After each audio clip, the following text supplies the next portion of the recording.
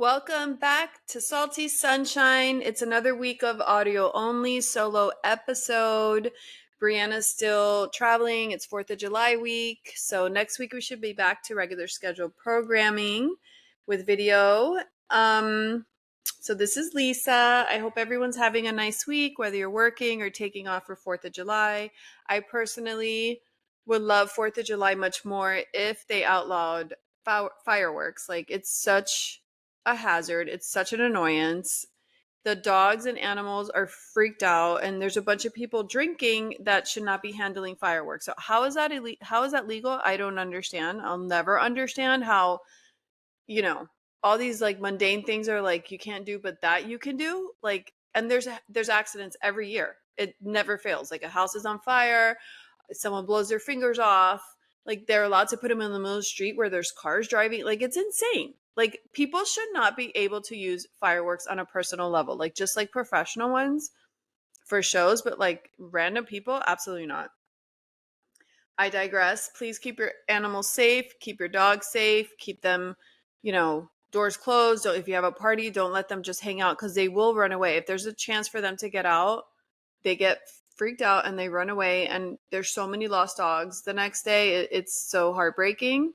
So please take care of your poor animals. They don't understand what's happening. But other than that, I hope you enjoy your holiday. So I haven't watched much of anything because I'm like obsessed and stuck on Love Island. But I'm trying to get the second season of House of Dragons. I love the first season. I can't get past like the first or second episode of House of Dragons. It feels a little slow, but I'll keep trying. So I'm doing that, and then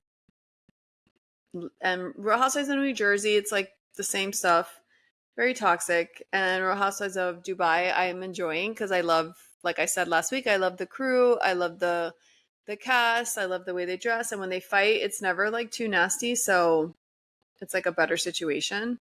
So I'm gonna go over some stories, and then we'll get into Love Island. I don't know if you don't watch it, but if you don't watch it, it's like such a good show, and it's getting crazy juicy with Casa Amor this week. All right, so Chris Brown, he's on tour, and my entire TikTok feed is clips of Chris Brown on tour at his concert. And I know he has a shady past with women and stuff, but I'm sorry, he's like one of the best entertainers I've ever seen. Like, he's one of the best entertainers, dancers of all time. Like, not only is his music amazing, so I'm not sure who writes it, but either way, he has so many bangers. The way that guy moves, like, he's just so good. Like, he's just flawlessly, like, there's just so many people that dance, even, on TikTok and stuff. And there's most people you don't want to look at for whatever reason. It's not that they're dancing bad. It's not that they don't know their moves. It's just there's something about it, that it factor, that you just want to keep watching him dance. And he's one of those people.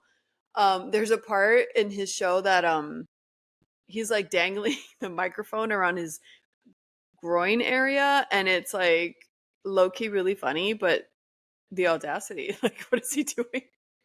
um and then there was this whole story going around of he had like these meet and greets. You could pay, like, I'm sure like 1,000 plus probably, to go back and meet him and take photos, and some of the photos were super suggestive, like he's grabbing someone's butt or like whatever. He got really close to them, so that was funny.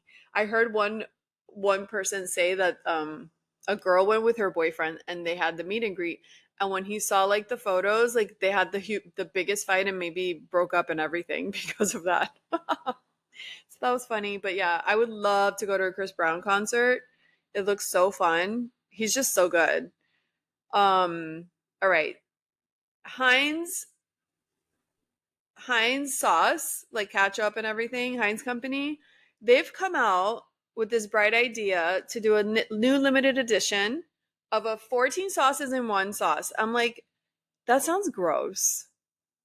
It's just like, okay, they do all their like sauces and put them into one, which, I mean, that probably just tastes like nothing. Like, I don't get it. All right, so it's burger sauce, garlic sauce, aioli sauce, smoked smoky baconaise, sweet chili, chip sauce, saucy, mayo must, truffle mayo, like all these things like in one. And that just sounds awful. It's just awful. That must give you like immediate diarrhea. But anyways, if you're into that kind of stuff, it's available for a limited time. I want to look up like who's tried it and like if it's any good. I can't imagine it is. That's like too much. But I'll look that up later. Report next week. LeBron James and his son Bronny have been drafted together in the Lakers, Los Angeles Lakers, and they're making history because they're the first father-son duo to actively play in the NBA together on the same team. I think this is so fun. It must be like such a good feeling. I mean, obviously, when you're quote unquote a nepo baby, you get these opportunities, but you still have to have the talent. So, regardless, it's a fun. He's 19, and I saw this rumor going around, and I think it was like a ploy, and it got like people got confused and thought it was a real story. So the mom, LeBron James' wife, mother of his son, was saying, you know, LeBron got caught sleeping with one of his teammates' moms, but I think it was a joke about herself, and everyone's like. Some people took it literally and they're going around saying, "Oh my God, he's like sleeping with one of the teammates' parents." It's like, no. I think that was funny. If that's true, that everyone took it serious and they didn't put two and two together, I think that's hilarious that she did that. But so yeah, they're making history. He'll probably retire like soon after, who knows? But that is fun. That must be so intimidating though for the son to be like, playing with like one of the greatest. But that'll be fun. Japan introduced the world's first 6G internet. So they're saying it's like lightning fast internet speed, 20 times faster than the 5G. And it's a device. So what does that mean? A 6G device. A device which is not a smartphone but a unique product was created through a collaborative effort by telecom companies in Japan. The 6G device offers services covering an impressive range of 300 feet, showcasing the potential for a significant advancement in internet technology. Um, so I think our internet's pretty fast, so I don't know how much faster that could go, but okay. We'll see if that makes its way to the US. Oh my gosh, this story was nuts. So 5 sisters were indicted in a multi-state $1 million mail fraud and retail scheme. So I think it was specifically to Lululemon. They faced decades in federal prison for an elaborate mail fraud scheme. They would make fraudulent returns by pretending to return an item through the mail to get a refund, then returning the item at an actual store. So I guess basically, like you order something online, and like even with Amazon, like you request the refund QR code or paper, and then you take it to UPS, they scan it. But there was nothing, the return wasn't actually in there. So they get credit for that, and then they go to the physical store and get credit again for the same item. Basically is what I'm reading here. And I think it was specifically with the Lululemon stores. But that is like, I don't know why people do stuff like this. Like, you're always going to get caught. At some point, you're going to get caught. Is it worth all this time in jail? I don't think so, Um, so the defendants will get a refund for the items they pretended to mail back and then turn around and return the items for a second fraudulent refund at the actual store. The federal prosecutors say the sisters even flew to multiple states across the country to make the returns and try to avoid getting caught. Wow, that's so much effort. That's wild. We have flight records that show they often went for one day. They traveled, left in the morning, returned in the evening to go to multiple stores in other states and make their returns before coming back. So they seized from the sister's house $500,000 in cash and $500,000 worth of gold jewelry, 5 Teslas, and over $100,000 in activewear merchandise. It's a victimless crime. It's not a small amount of money. We're talking about both sides in this case and the problem at large. Wow. So it is, a unique way to make money fraudulently. But I think it's pretty stupid to risk going to jail for this. I mean, for that, just become like a call girl and like make money legally.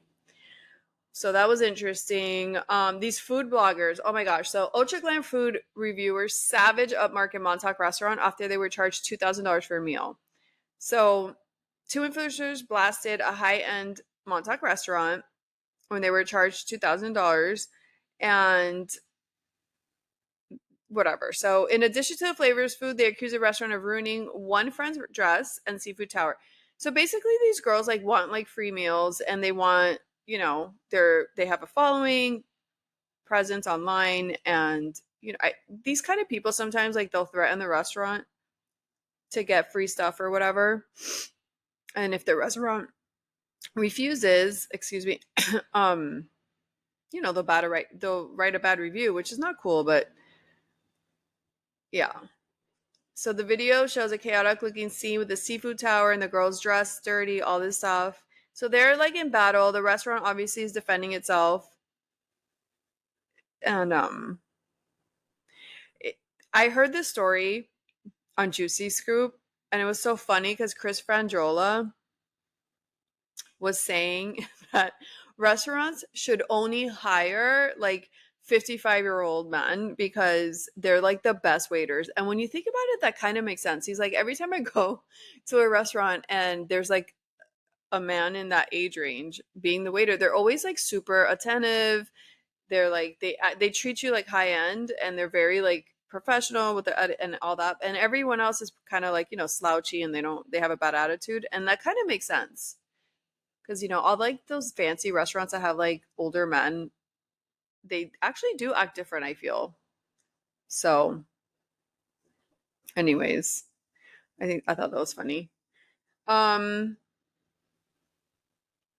Man goes on honeymoon without his wife after his sister goes into labor during wedding.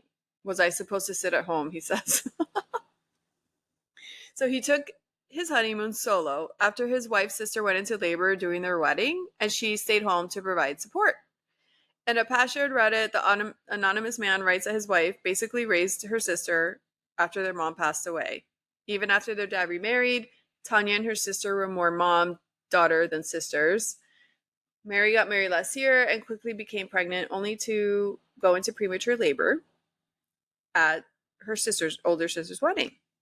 So she gave birth in a tiny, healthy baby girl, and for some reason, Tanya decided that she needed to go take care of her. He says that they had non-refundable tickets. Insurance didn't cover. I have to stay and take care of my sister as part of the coverage. Plus, I had booked 2 weeks off for my wedding and honeymoon, he adds. So the man opted to go to the trip by himself and had no regrets. I got a massive bed all to myself. I used all the resort credits that were for couples massages, romantic excursions, and special meals on deep sea fishing and a dune buggy tour for the island. So now that he's back from the trip, the man writes that his wife is still with her sister, but upset that I went on our honeymoon by myself. Meanwhile, the baby's still in an ICU.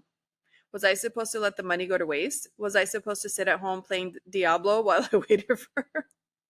While the man writes that his friends all agree that I would have been dumb to waste the money and my time off, commenters meanwhile appear to side with the poster, with many agreeing that the man should have taken the trip. Would have been a massive waste to not take the honeymoon. It is your wife's loss that she didn't go. There were plenty of people to look after her sister. Remind your wife that she could have gone on that honeymoon and she chose not to. The commenter added that the situation does not bode well for your married life. She was willing to abandon you and leave you alone after your wedding. Another wrote, it is not rational or healthy. A sister is a mother to her other sister. This is serious codependency issues that the husband is going to have to navigate their entire marriage. He will always be second fiddle. Well, I tend to agree that the wife should have gone on her honeymoon. I mean, people give birth every day. The baby was premature and that's high risk. I understand that, and it's serious. But I guess I need more context. Did she have her husband? Did she have anyone, a friend, family members, like to be there for her? Because if she did and the sister still chose to stay with her, I do think that's kind of messed up to her husband. They just got married.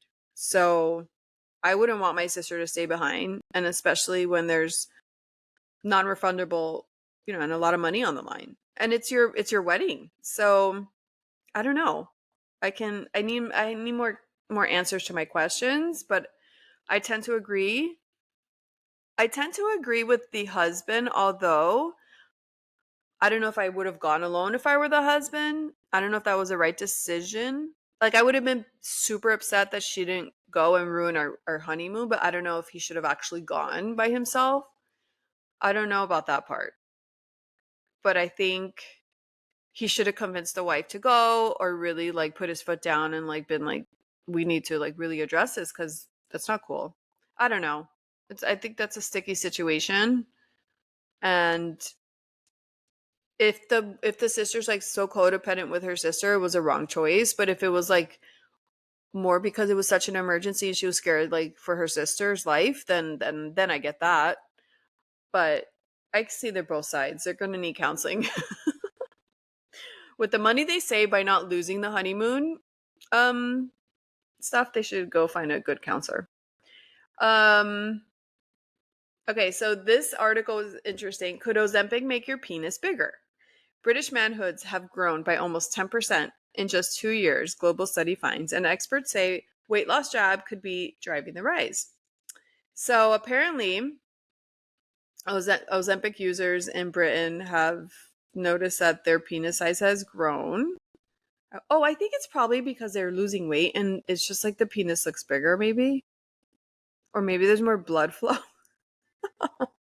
But that's funny. I did hear that when people take Ozempic, and they're on birth control, there's like all these unexpected pregnancies and people are getting accidentally pregnant because it wears off the side effect of the birth control. So beware, if you're on Ozempic and you're not trying to get pregnant, like protect yourself with a double situation because you might get pregnant, which would be horrifying if you don't want to be pregnant and you're on birth control. So on the opposite end of the scale, Italian manhoods have shrunk by a fifth. So the data collected by an online pharmacy using sources collated from various studies. Some studies may have had smaller samples of men, meaning they may not be a true reflection of the population as a whole. It's unknown why British penis sizes may have grown over the 2 years. Well, that's so funny. It's only in Britain and not other places. Okay, well, it probably hasn't grown. It's probably just like what do you call that? Placebo effect? All right.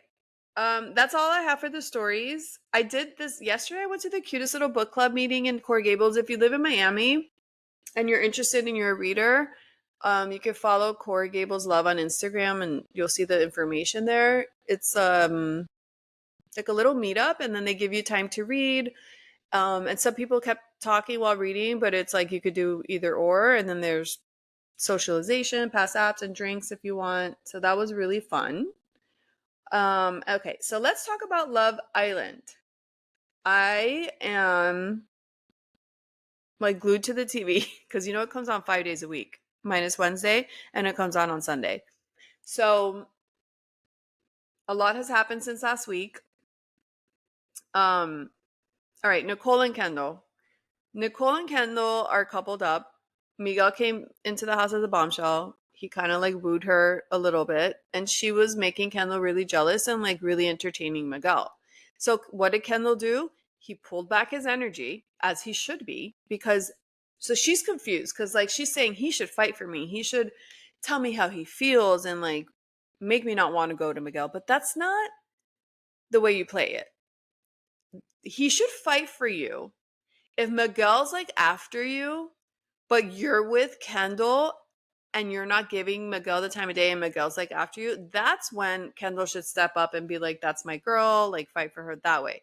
If you're a willing participant and you're giving Miguel a chance and you keep telling Kendall how much you like him and you're giving him a chance and it's 50-50, absolutely not. Kendall should not step up and fight for you because that's a man with no self-respect and no self-esteem. I personally think that. And the proof is in the pudding because he pulled back his energy. He wasn't a dick about it. He's just like, all right, that's where you want to be. Bye. And it worked flawlessly. The minute he pulled back his energy and she saw that she was stuck with Miguel, she realized she didn't even like Miguel and she went right back to Kendall. And that was genius. Everyone should take note, man or woman. Don't chase anybody if they're choosing someone else. That's not the same as like show interest to someone that's like showing interest back. That's fine. But if someone's actively choosing someone else, you need to pull your energy back and let them see for themselves, because then they will come back if when they see you're not an option anymore. And you have to do that. Like that's the only way. If he would have kept on behind her, she would have got closer to Miguel and like she wouldn't have seen his worth. So it worked out great. And I don't even think he realized like what a good move that was. But she like lost her mind when he in the dance competition, like you stop and you choose whether you want to like explore other options or not, and he did, and that was perfect. Perfect because it got her right back to where he wanted her to be. Um and then during that episode last week, one of those episodes, Connor was sent home, and it was the funniest thing. Oh my gosh. So Connor was with Jana, and then he left Jana to be with Leah. And then Leah had zero interest in Connor, and Connor was oblivious to that. And he's kept his hopes up high. But long story short, he got voted off the island.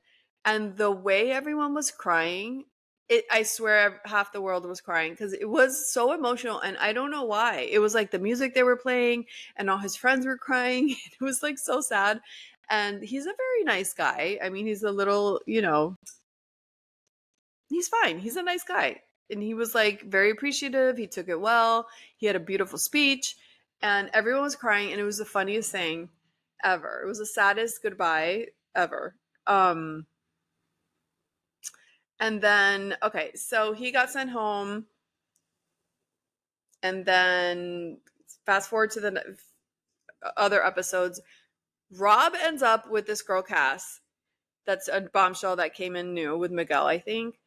And or no, not with Miguel, but anyways, she gets sent home. And the way they send her home, the producers this season, they're brutal. So they have everyone stand up. The voters from home vote for their top couples, and then the remaining people are standing up there like ready to get sent home, which Rob was one of them, which is so interesting because Rob is always in the bottom, which means he's not like a fan favorite, even though he's like the cutest guy there. And they make all the islanders choose who's going to be going home, but they don't make them huddle and like just say it. They make everyone stand up one by one and stand behind the person they want to choose to stay, which is it's pretty horrifying to watch. And then no one stood behind Cass because everyone's choosing their friends, and they're not choosing based on like the best couple or anything. So everyone was upset at Leah for not standing behind Cass because they were like friends, but everyone else stood behind Liv, and so did Leah. So why are they mad only at Leah? Like, it's so irrational how people are expecting things from Leah when she's doing what everyone else is doing. So that's annoying. So Cass went home, Rob stayed single, and then in the next week, they have the Casa Amor. And Casa Amor, they send all the guys to like another house down the street, and they bring in new bombshells, and then the girls stay in the villa and they bring in bombshells for them. So this is where it gets good, and this is where the explosions are happening, because first when they tell the guys, they had a choice. You could stay here in the villa, or you could go to Casa Amor, which you know you're going to get in trouble and you're going to ruin whatever connection you have in this house potentially. All the guys say, I'm out of here, I'm going to the house, which was super disappointing, especially for Aaron, because him and Kaylor are like almost saying I love you to each other, and they're solid. So for him to leave, he's just open. He knows by making that choice, he's jeopardizing his relationship with Kaylor. Kaylor's going to have a full blown meltdown when she sees what this guy's been doing over there, because he's totally falling for some girl over there, and it's going to be wild. I cannot wait for Thursday night, which is 4th of July. The fireworks are going to be on Love Island, not in real life, but on Love Island. So the biggest ick, all the men, especially Miguel. Oh my God, Miguel is one of those player guys that he's just like all about like quantity, not quality. It's such an ick. It's so gross. I've never liked players. I think they're disgusting. They gross me out. I don't know. I think I'm unusual because most girls like guys like that. I think they're absolutely disgusting. I've never liked it. I'll never like it. And he gives me an ick. And he was just like running towards the luggage to get out of the house to go like mess around. He's the ultimate F boy. And so they all go over there, and Aaron and Cordell, the biggest disappointments. One thing is to get to know someone, you talk to them, you're nice, you give a peck, you do the stupid games. The way they're going in on these girls, it's so, it's the way they're going in, they know if the girls see that, they know that it's over with the girls in the villa. And they worked all this time to create that connection, and they just threw it away in like a day. It's so disappointing. It's heartbreaking. Um, I don't know. So now they get to decide when they go back to the villa if they're going to bring the girls back. And I don't know if they bring the girl back, does that mean they're coupled up with the girl? I'm not sure. I don't know if they get to bring them back just to be there and still be coupled with the other people they were already coupled in, or if it changes. But either way, Kaylor has cried this entire time. She's like a crybaby. It's so annoying. But she's literally gonna like she's been stressing the whole time he's gone, and she's literally going to slit her wrist. She's gonna be so upset. And so is Serena, because Serena doesn't trust easily, and she's finally falling for why do I always forget his name? She's finally falling for Cordell, and now Cordell's fumbling the ball. So they're both going to be devastated. Everyone else will be fine because they weren't that serious, but those two for sure, that's not going to end well. And so I can't wait for Thursday. And that's all I got for this week. Short and sweet. I hope you have a great 4th of July. We'll be back next week and fill Brianna in on everything. She started Love Island, so I'm going to see how far she got so we can talk about it. And that's all. Be safe. Have a happy holiday. Bye.